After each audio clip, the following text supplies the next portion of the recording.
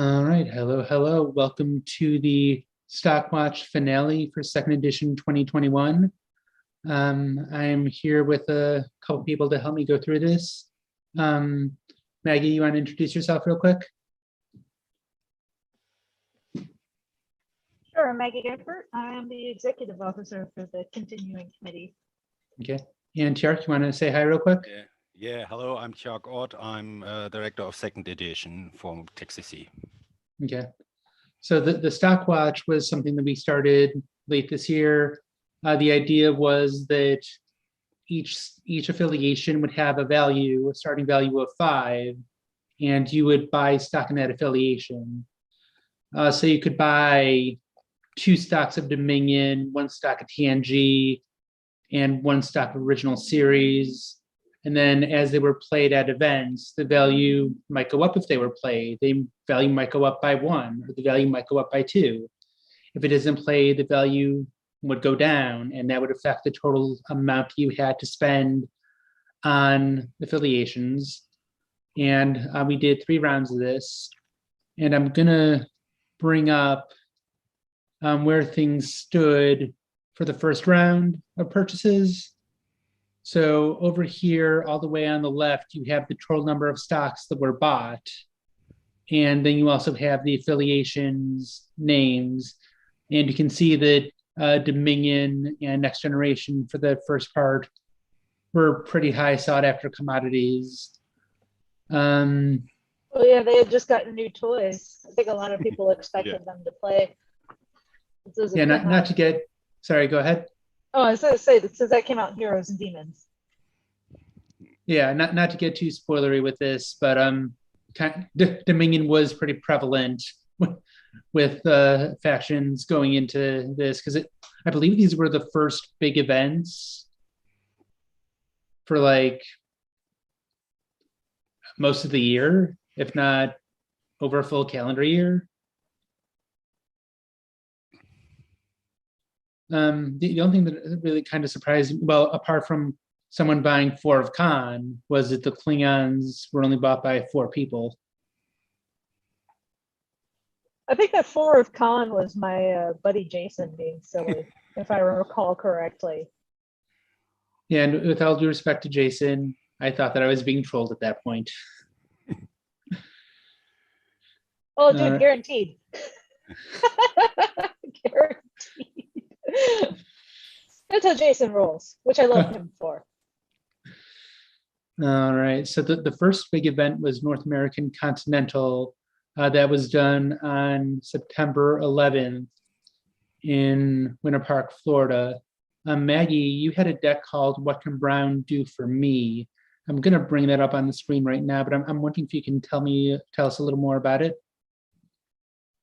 Yeah, sure. I'd heard about how powerful the new Dominion headquarters was when you combine the draw power from the headquarters itself with the discounts on Audacious Assault. So I have 3 times Audacious Assault in there. That was before it got errated to being unique.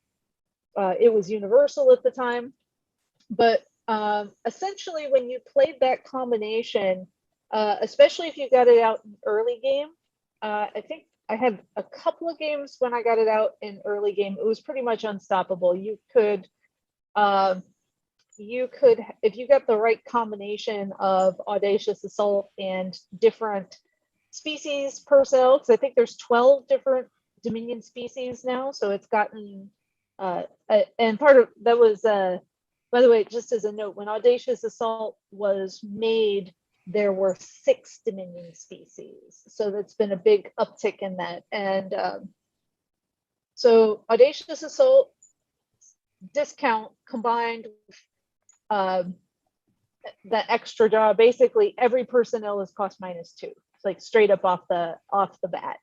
And I got very lucky. I think it was round 3. I was playing Sean O'Reilly, Jono, and he was playing a Jaegerbomb deck, dual HQ deck, 2 HQ deck. So I got an extra turn from Provoke Interstellar Incident. And I ended up with, had 2 turns in a row. I ended up, by the end of that second turn, I think I had 9 personnel out and a Dominion battleship, and I was off to the races doing missions. I mean, it was bananas. It's bananas how fast this deck is. It still is very fast. But yeah, it's really, it's a fast deck. You've also put in lots of tactical disadvantage and then know thy enemy. So you've got tons of Jem'Hadar to stop people with know thy enemy. You've got 3 times tactical disadvantage, which, by the way, I had the suckiest draw ever against. I thought I had. So I was playing Michael Van Bremen, who was also playing a very similar deck to me in the last round. And I took a picture of this. We had, he hit me with a tactical disadvantage. I was like, oh, dude, like I got 2 Defiance and a Dominion battleship in hand. And he smacks down 5 ships from his hand. And I'm just like, all right, table flip. Table flip. It was, that was brutal. And so like the mirror match was also brutal because it was like me and Michael were like, who could outspeed the other person?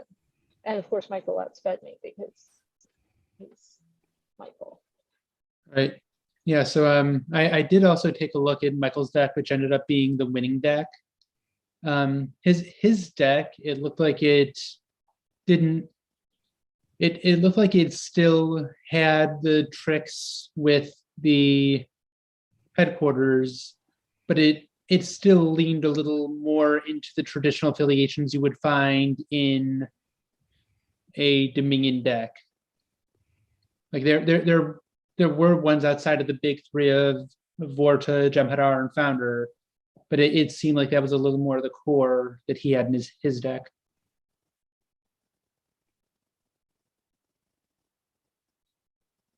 And Maggie, you're muted.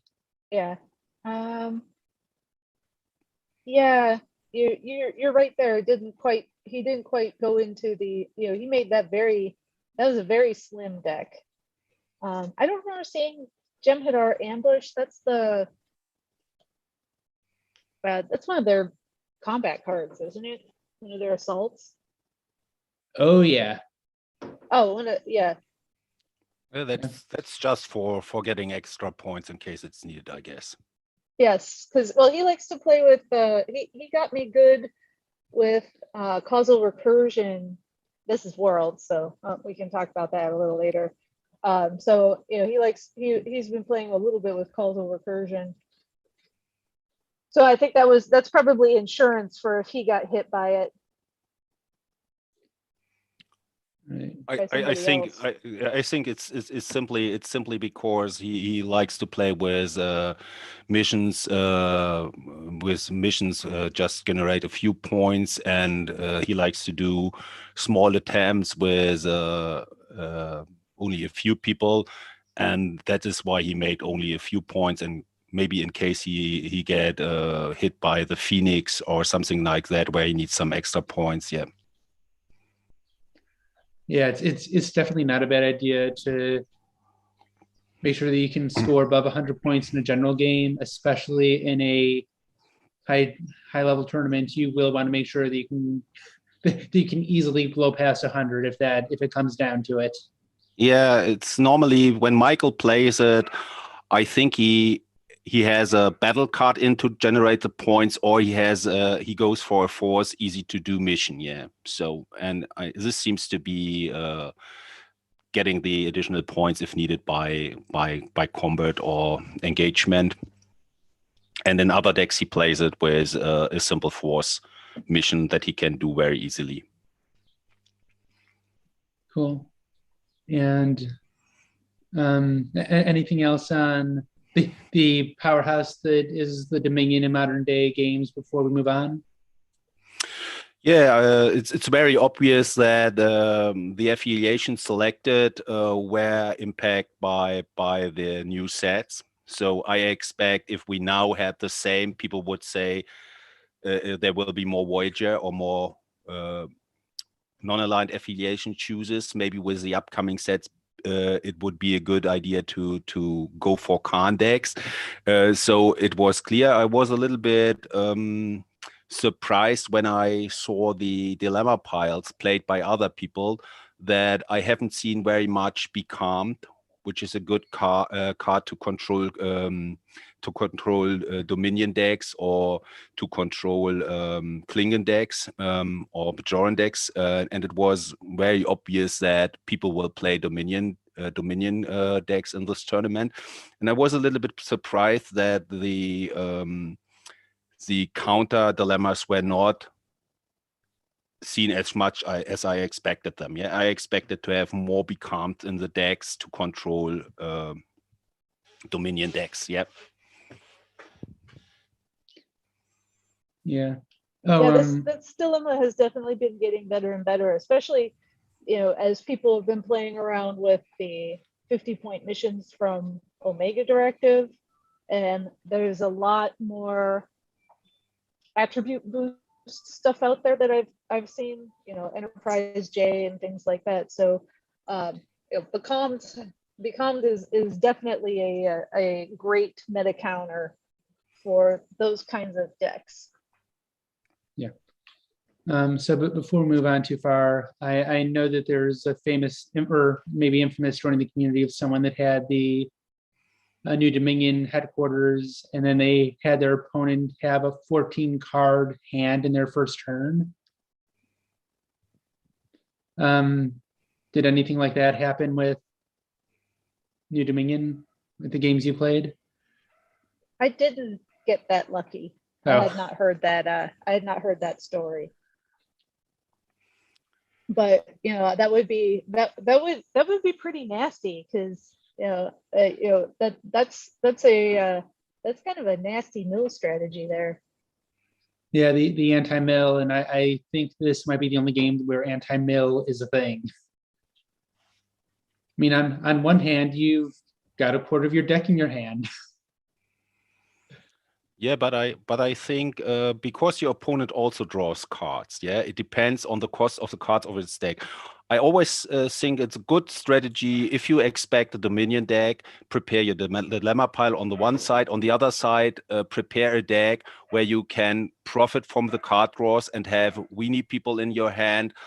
A good counter deck for me would be one costing 4-space Voyager, so all space Voyager, alone in the Uncharted, because you profit from the draws, and you can play your weenie people to counter and make profits. If you play yourself a high costing deck, it's hard to handle a Dominion deck. But if you play a weenie deck, it might be a good option to draw with your opponent and then in the next turn play as much as your weenie person as you can. Yeah. Cool. So Maggie, you mentioned the deck that Sean O'Reilly was playing. I've brought it up as the Jägermeister Bomb, your TNG and Deep Space Nine. Looking at the deck, it actually seems like it's a pretty good mix of stuff that TNG is good at and stuff that Deep Space Nine is good at. Yeah, I mean, it was a solid deck, but I outsped him. And if you could outspeed some of these, if you could outspeed this, it's saying something. Mm-hmm. Yeah, but it's I think it was played with a errated version of Yarish Inu. Yeah, what slows it down a little bit, but in combo with the Winter and Jean-Luc Picard, it's still a great deck. And one of the things TNG is good in is bringing out high costing people that are not targeted by in development very easily. Yeah, so it's a great counter deck too. Okay. Yeah, I think Sean got caught a little bit by that errata because he had missed that we had done that. So we need to be better about communicating, even though that was in an article, but we got to find better ways to communicate those errata. Because he did not know that Jarish had received. He was using an old deck, and he didn't know that Jarish had received an errata. So that was a dicey moment when I had to inform him of that. Yeah. So that looks like it covered most of the decks very well. Is there anything else you'd want to point out before we move on, Maggie? Not that I can think of. I mean, I'm trying to.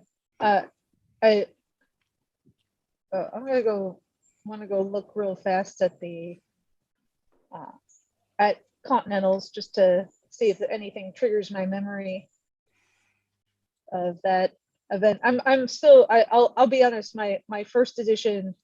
My first edition experience in that weekend was a little more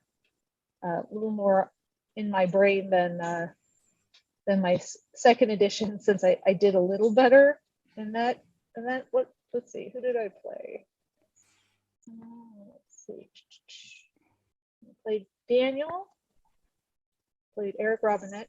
Oh, I adore Eric Robinette's big board deck, by the way. I was playing a variant on that. He's doing the 2-mission win.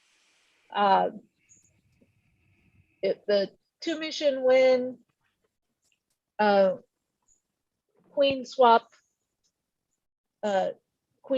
board with attribute boosts, and just it's a real solid, it's a very solid build. So I did lose to Eric by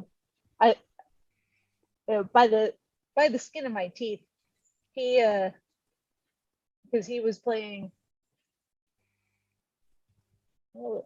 so he did he needed something on like his very first, he needed a skill on his very first attempt, and he interlinked his way almost all the way through his deck until he found what he was looking for.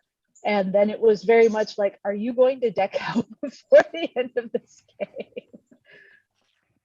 So that was that, but he did manage the win over me for that particular round.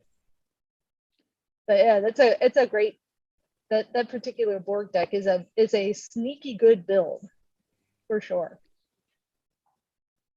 Yeah, I mean, we talked about how big an impact the new Dominion had on the tournaments, which is a pretty accurate statement. But also the Omega Directive, you could see that effect in a lot of these big events, either with having the missions in there or some of the think tank personnel. Well, so if I'm being honest, more of the missions, but you could definitely see the impact they're having on the big events.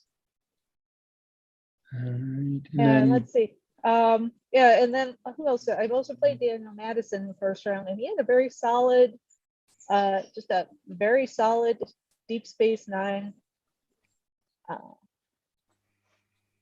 very solid DS9 deck, just a straight solver, no no tricks really. A nice attrition pile, standard sort of attrition pile, and just a good solid DS9 just go do missions deck. I believe that was a close game too, because I only had the mod win against him. oh wow. All right. So the weekend after Continentals, there was the American National, which none of us were at. But it looks like Eric Robinette made some modifications to his big board deck.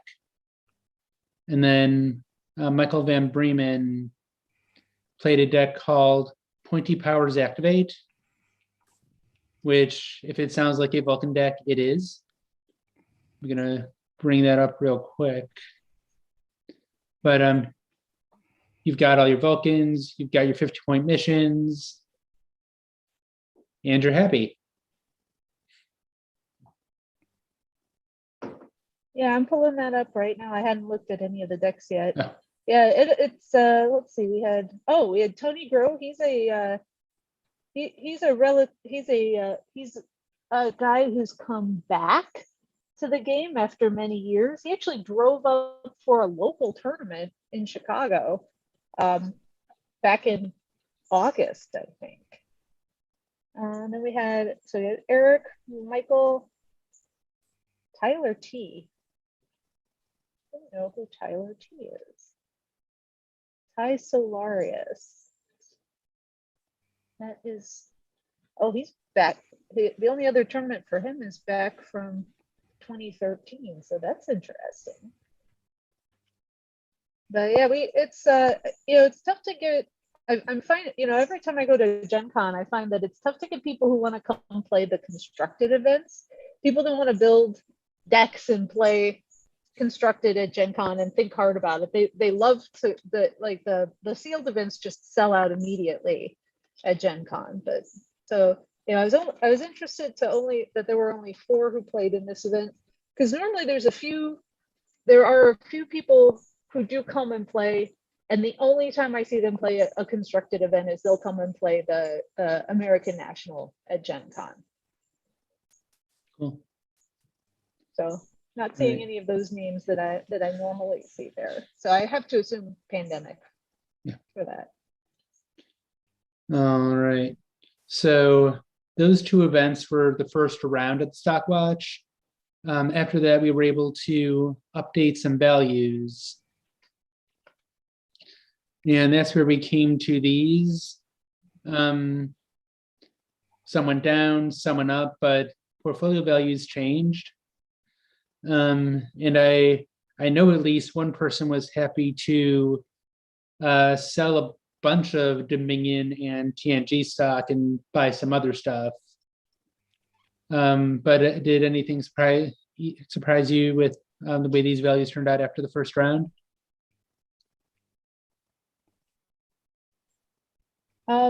No, I was more interested in the construction of the pricing schemes, because it's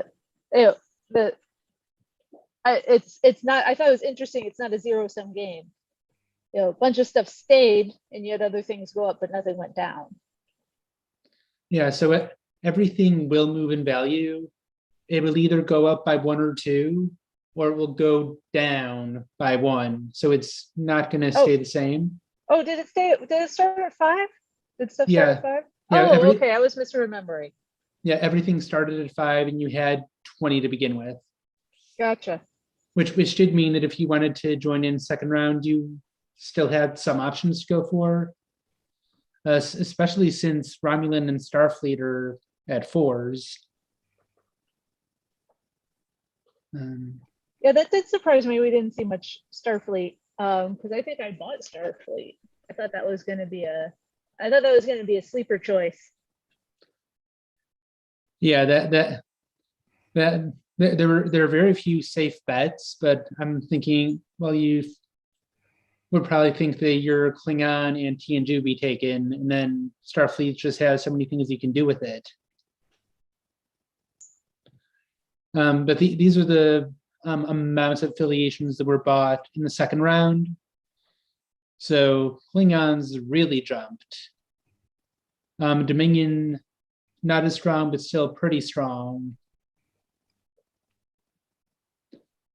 And then no love for the D Space Nine. Anything surprise either of you with the way these looked after the first round? May I ask, was it after release of Caretaker from the timeline? I don't know. I don't think Caretaker's been played on any of the big events yet.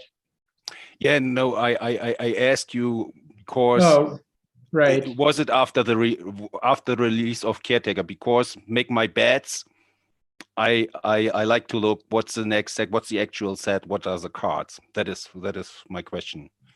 Yeah, so I think this was before Caretaker. Okay, got you. Which suddenly means that the Voyager and Maquis and Relativity makes a little more.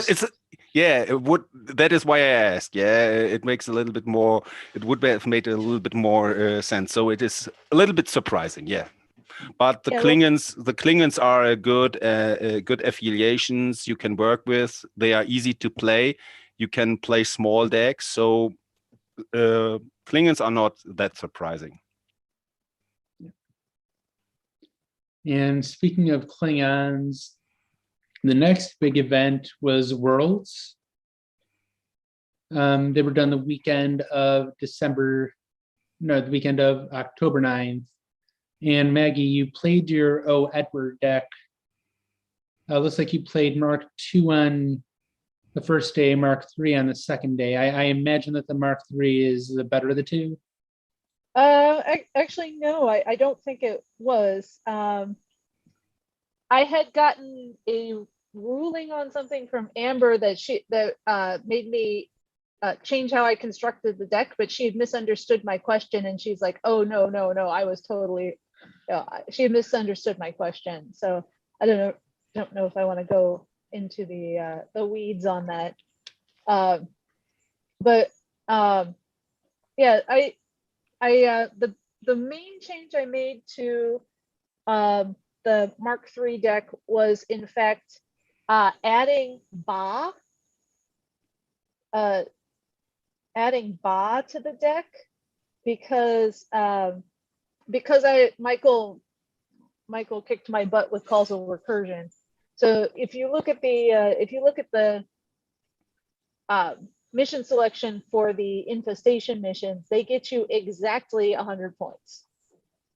And so I had no way other than a fourth mission to do that. And Michael's dilemma pile was, a return to, he did a lot of bouncing. It was a lot of bouncing dilemmas. So I decided to add Ba for day 2 in case I played Michael, which I never actually did play Michael.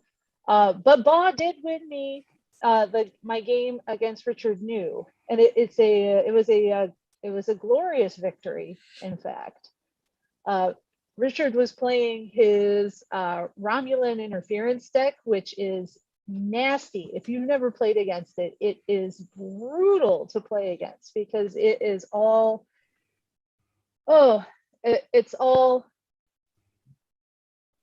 I'm such a bad Romulan player. I'm a terrible Romulan player. It's all Temet and blind spots and so all of the nastiness that comes whenever you want to attempt a mission. He's at your mission, making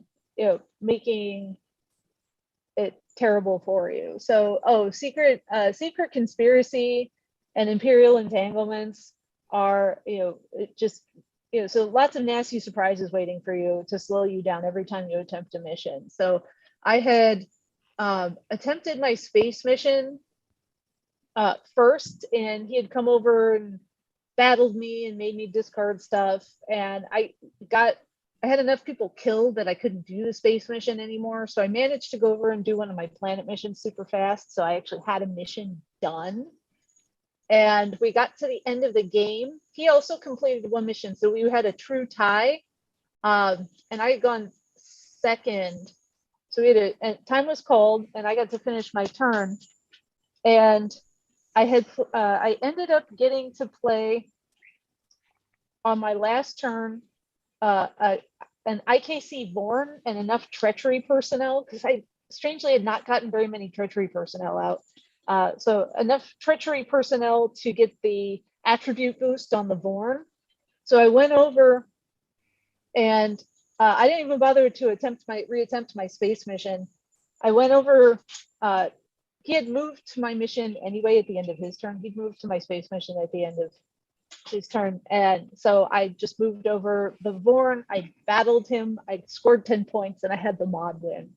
So that was great. But this Edward deck, this infestation deck, I adore it. It is fun to play with. It is fun to. I think my opponents have fun playing against it. Maybe not with all the with the 14 infestations in there.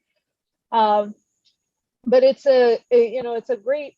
It's just a very solid solver deck, and you slow your opponent down, you get people out, you go do stuff.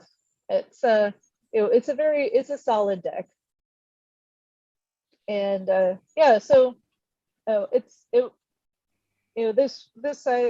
thought it would be a good meta choice it would be able to keep up with the Dominion, and the dilemma pile really does work quite nicely against When you have lethal wound in, which you need to have lethal wound in, I took it out, but I needed to have it in. That was part of the ruling. You know, saves you from all the, all the people who would want to prevent stops, and you kill them instead, and all that sort of stuff. That's a good solid deck to play. Yeah, in fact, looking at the Klingon decks with the big events overall, it occurred to me that if they had one of the headquarters that only Klingons could play to, that headquarters would be incredibly popular, and I don't even know what a special ability would have. I just know that it'd be pretty easy to get your Klingon deck to fit within that framework. Yeah, you don't really need the Klingons. I don't think they have enough. They have a very solid flavor to them.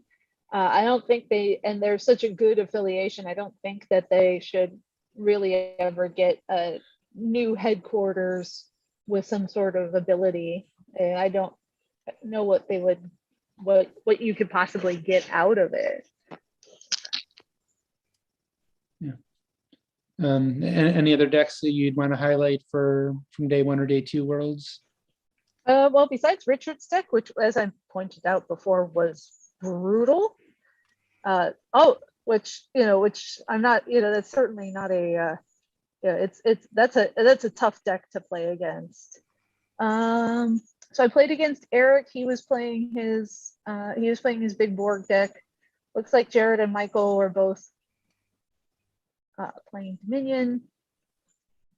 I don't know what deck. Just he promised me he was going to post that deck. I gotta go have words with him now.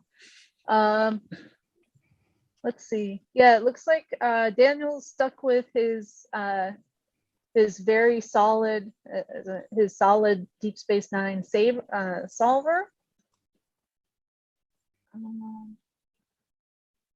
I don't know what Tony was playing. Yeah, I mentioned Tony before. He's back. I believe he's in the Cincinnati area. He's back after taking a fairly long hiatus, and he's come back strong. Looks like he did kind of a standard Fed science. I see geological survey and avert danger here. I see Sector 39J, which, by the way, is one of my personal favorite newer missions. That particular that I adore that mission. That's the one that reduces its range as your opponent solves missions. I love to put that in Bajoran decks. They do it well, actually. So yeah, so Tony looks like Tony had a very solid Fed solver. So it was there were Dominion decks, but they weren't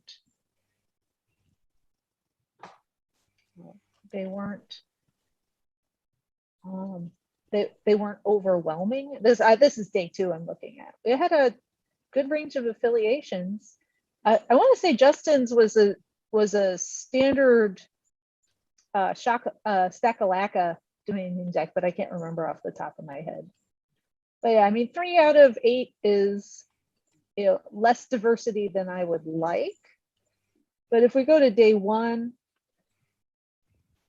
yeah, lots of Dominion in day 1, but not a lot of Dominion that made day 2. It looks like people, again, I don't know what Justin was playing on day 1. Oh no, wait, I do know what Justin was playing on day 1. He was playing common. He was playing DS9. He was playing Rainbow Dash on day 1. So the top 8. We only had two decks playing Dominion for day 1 in the top 8. Okay. So yeah, there is a place for other things to go in. I think Tony was playing Lucas's TNG beginner deck. So shout out to Lucas Thompson, Edge of Hearing, for his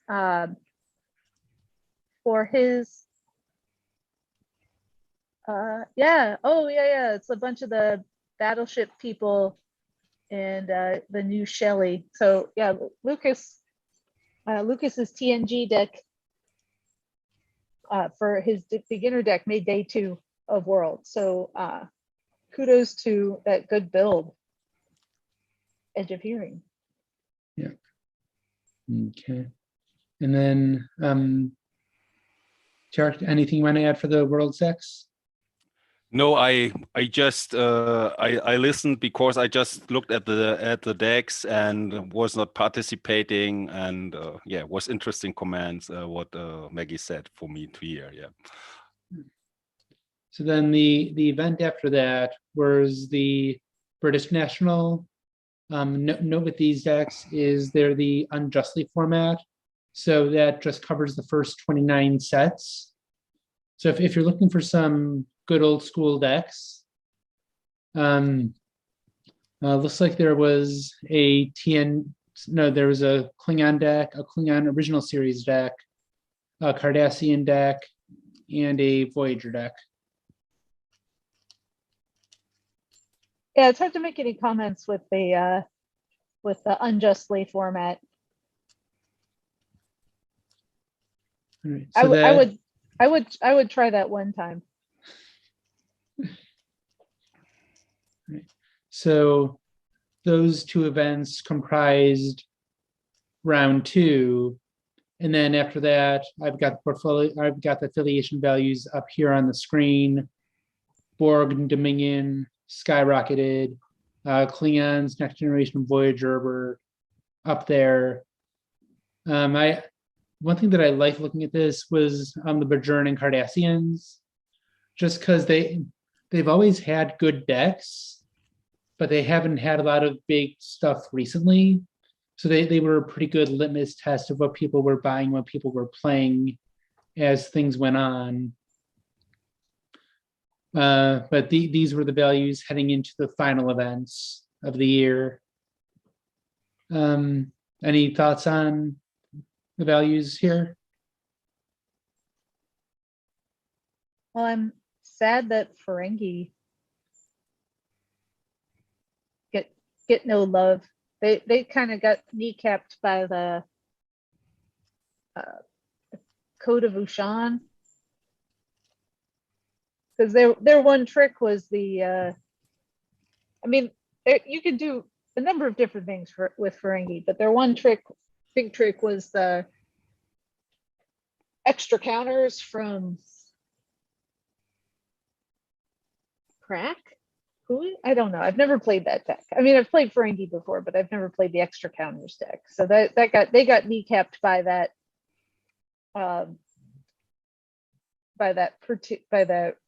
ritual. I'm still surprised by the low value of Starfleet. I'm surprised they didn't get more people playing them, because I figured Hazmat Starfleet was still going to be a thing. Kill them all and let God sort them out. Yeah, I mean, well, you say more Starfleet, but literally any Starfleet. Like I don't think it was played at any of the big events, which is a very surprising, well, not a surprising thing to say, but would have been a surprising thing to say 2 or 3 years ago. Mm-hmm. I don't know, maybe people just got tired of playing them. That happens too. You get fads. Yeah, and with the Ferengi, my thought's always been that they have all the potential in the world to do cool things. They're just a hard nut to crack. Mm-hmm. Yeah, I will agree with that. Having played Ferengi, they have a lot of moving parts to them, and they're in a similar category to Romulans, but for some reason I grok Ferengi a little bit better than I grok Romulans. So I don't know, but yeah, they take thought and they take doing them. I had for years I played a Ferengi just like move stuff around rule deck before the Rega errata, and when my buddy Casey, I'd show up at the table with the Ferengi deck and he'd go, shenanigans every time. Because they take it's very much, you know, move things here and there, and take things out from Ferenginar, put them under, you know, put them back underneath Ferenginar, download Yeah. things, get things out. It is definitely a I don't know, maybe a bit of a first edition feel to their Nah, core. for me, it's a little bit more. It's not a deck for old people, yeah, because too much things you have to keep in mind. You must be really knowing your deck, and going to a big tournament for me, it's also a question of how is your stamina, your concentration. So an easier deck, if you have to focus on your deck, what you can do with your deck, and also look at your opponent's options, it's very hard with Ferengi. Ferengi, I think Ferengi could also be a very good deck when you build a small deck. Yeah, I tried a couple of times, played with a small Ferengi deck, and that for me it works much better than playing a big Ferengi deck with a lot of these interactions. Yeah, so I think I would. Yeah, please. I am Maggie. firmly convinced that there is a really good small Ferengi solver out there. Around 40 cards or so. Yeah. Yeah, I like see. it's but yeah, that's I'm convinced of that, but I haven't been able to crack that nut yet. Because all of their, you know, all of the Ferenginar abilities sort of like stack in there. Yeah. I did try a small Ferengi solver for the no acquisition Ferengi achievement, and like it's all it was like science mission based of all weird things. Yeah, I think some of the key people have signs. Yeah. Yeah, so you can, you know, so I left out like Ishka because, you know, it was she didn't do well. I mean, she had acquisition. If you do not need does she have acquisition? Yeah, she has. Oh yes, of course. But if you do not use the options putting card under Ferenginar, yeah, you can play a small deck if you do not have to use the exchange thing. Yep.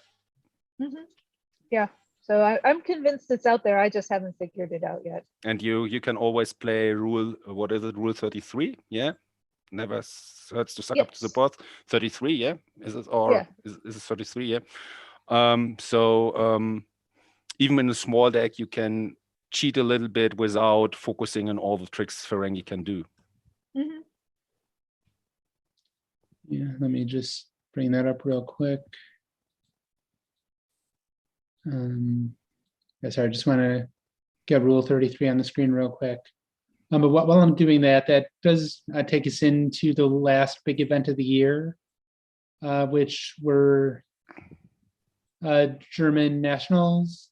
Tiark, you want to tell us about your deck and how it did at that event? Yeah. You have to host my deck. I do not have it in mind. Yeah, one of the unlucky things were that we had 3 or 4 people bow out of the tournament because they get a cold, and we were impacted by COVID, so they decide not to come to the tournament. That was very unlucky. I hope we have more luck next year. Yeah. This was a deck built after the release of Caretaker. So I expected people coming to the tournament using new tricks of Caretaker. Like I expected people playing Equinox, for example, playing Marquis, because there were some new cards powering these affiliations, and what I expected is people playing Equinox in combo with a killing pile, because you have all these interrupt stuff in. That is why I decided to go for DS9 deck, and I don't know. I simply a little bit. Is that the deck from the tournament?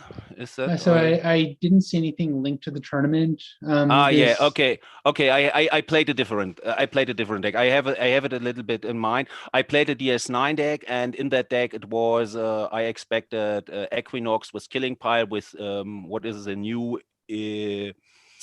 new dilemma, the killing game with capturing. So in the DS9 deck I played, there was medical teams. I normally have 1 or 2 times medical teams. There was 3 times medical teams in. I expected people playing a marquee deck. That didn't happen, and putting marquee cards on my key missions. So one of the cards I had in my deck was Change of Venue, where you can give your opponent back an event or give them back dilemmas. That was changes I made for the tournaments to prepare for killing and prepare for marquee decks. In the end, we had no marquee deck. We had a Equinox deck as I expected, and I think we had 2 Voyager decks. My son played a Voyager deck, and one new guy played a Voyager deck, and the new guy was the first game I played, and I made a modified win, and this was a very close game, and that showed me that the new Voyager cards are very powerful for beginners. Easy to play and easy to handle. He made, I think it was his 4th or 5th game, and it was so hard to control the Voyager deck to a new guy. Yeah, so the DS9 deck was not my top deck. It was more what you like to play. It was a funny DS9 deck, standard missions. With a little bit more prepared for killing and capturing. So in my DS9 deck also was rescue captives 2 times what is not normal. So I had rescue captives in Change of Venue. It was funny. In the end, my son won the tournament with a Voyager deck. He was a little bit more experienced and lucky with his draws, and that is what I said. If the new set is out, people play the new cards, yeah, and that is what what it should be. So if you a little bit know what is coming next and following the articles or following interviews, this can impact your chosen affiliations, yeah. So for the next sets, for example, I expect people might be playing more Khan decks or vote on Khan decks or non-aligned decks. This would be an interesting guy.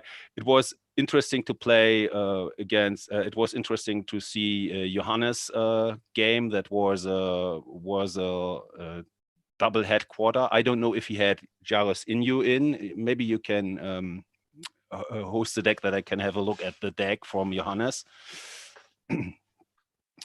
So let's see. I don't know. He has Jaros Inu in, and he was prepared for the changes of Jaros. And I think I haven't played against him in this tournament, but I have played that deck before, and you can see even after errating Jaros Inu, you can it's still powerful decks like on the Worlds. I think if the guy you mentioned on Worlds was not prepared for the new wording, he could have done better. If he knew it, because Jaros Inu is still useful, and in combo that's not here. In combo with Jean-Luc Picard in the Windner, it's strong, but it's a solid deck Johannes played. Yeah, getting out people fast, and I was a little bit I expected that Jaros Inu was cut down too much, but what I see now in the tournaments, you can still work with the deck. Yeah, it is still working. Yeah, the big thing that surprised me when I was looking at these affiliations is it's all Federation. Yeah, it is. I think the most cards on that. I did not expect it then, but even if I would be right with Marquis, it would be it would be a blue deck. Yeah, but the last set was about Federation, and maybe people rely first on decks they are experienced with. If you're not an hologram player, you wouldn't go for new hologram cards in such a tournament. I was surprised too. I expected a little bit different. I expected Equinox, sure, in blue, and I expected holograms or Klingons. So in the end, it was a little bit surprising. Everything was blue, because I had no moral choice in my deck. Normally, I do not have moral choice in any of my decks. Yeah, it would be very helpful. Uh, uh, but yeah, I made the wrong bet. Yeah, so. So Maggie, I don't know if you had a chance to look at the decks from the German national events. And you're muted. Yeah, I saw a bunch of. I don't think there was much else to say besides, what Yeah, Tiark had in. I mean, it was a lot of feds. yeah, it is. What I can say is what was interesting to see, how for me it was interesting to see how Tricia Jenkins, the new Federation card, impacts Voyager, and how much the new missions where you can download a ship at the start of your turn impacts the outcome. And Tricia Jenkins is very powerful. You give your opponents 5 points to get additional 5 counters. That is very powerful in a Voyager deck. That was interesting to see. On the other hand, I found that it is interesting that you can download the Voyager ship on your first turn with, I think, Plasma Storms is the name of the mission. That's Tricia Jenkins. Yeah, she's a powerful card, depending what your opponent plays. But if he has no use for the extra points, it's always good in your deck. Playing against Romulans, it might be devastating. Yeah, it's devastating. Yeah. On the other side, the new missions. Maybe you can go for the Plasma Storms mission, Ross. Yeah, I'll bring that up. Yeah, it is Plasma Storm. Yeah, that is the mission where I say in playtesting and later got the feeling that might be critical.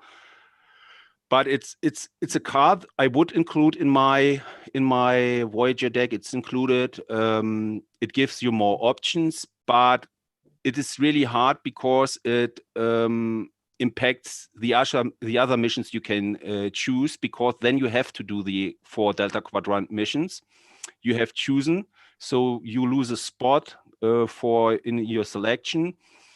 And on the other hand, I found and that is also what people told me, my son told me, sometimes it's really an advantage to filter your deck with your starting hand and using Finding Our Way to do the download, because you filter your cards faster.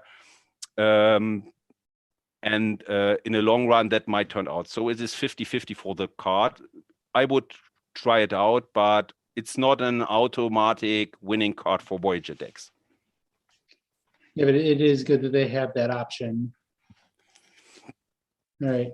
So factoring all that in and having a lot of values go down with a couple go up, this is where the scores stood at the end for the Stockwatch, or where the affiliation ranks were for the Stockwatch. Next Generation Voyager both got to 10. There are some other higher values. And then looking further out, I can see that we have a winner with Grandar. And it does seem, looking at the scores, it does seem to be a overall pretty decent field, although no one changed their portfolios between rounds 2 and 3.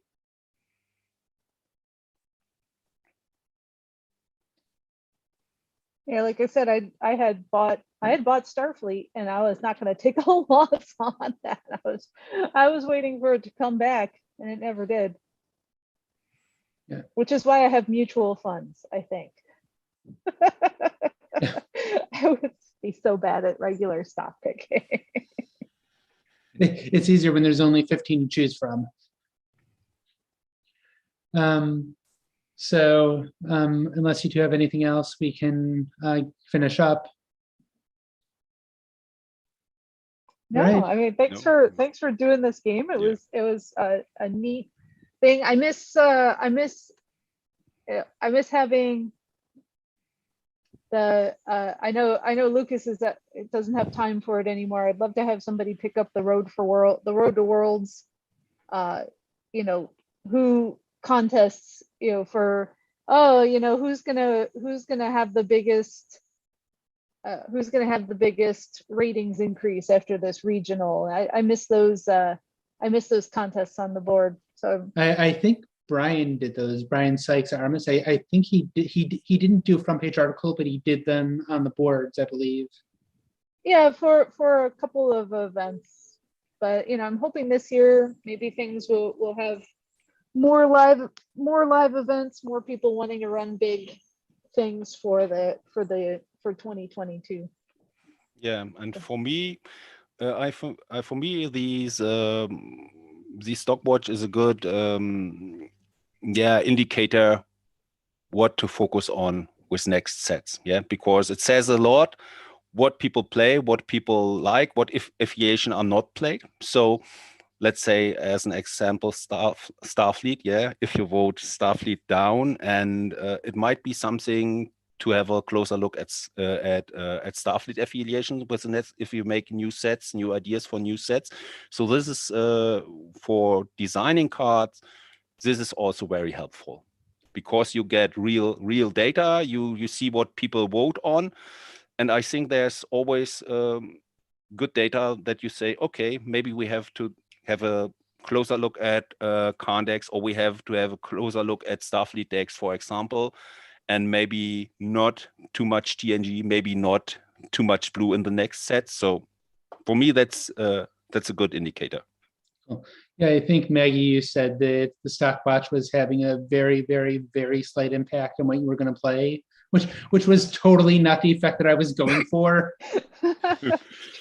that was only a little true. It's like, you know, how can I help me? Who can I screw over? I don't know. Cool. Oh. All right. So thanks to you both for showing up. Thanks to everyone who participated in the event. Hope everyone that had fun